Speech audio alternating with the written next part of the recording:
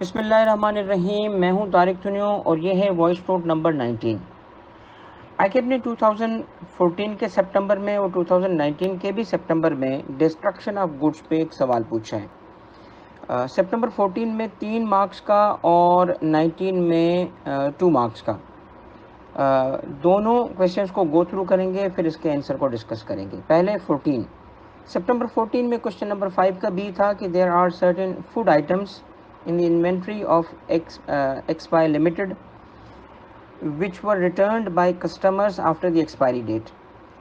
Specify the procedure which must be followed under the sales tax rules 2006 if XYL यानी XY Limited wishes to destroy these items.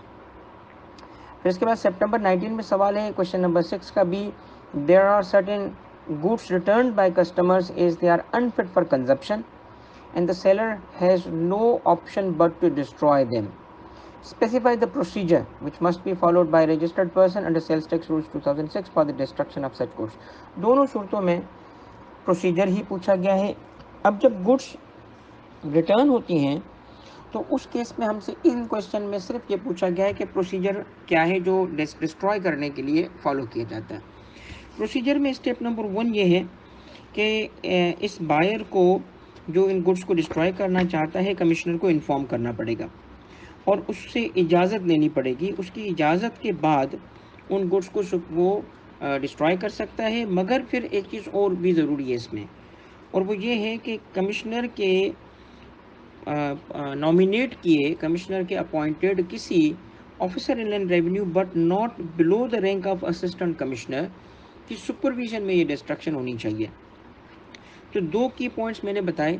पहला point ये है कि commissioner की को inform किया जाएगा और उससे इजाज़त ली जाएगी, उसका अप्रूवल। और उसके बाद दूसरी चीज़ ये है कि supervision of officer of inland revenue not below the rank of assistant commissioner.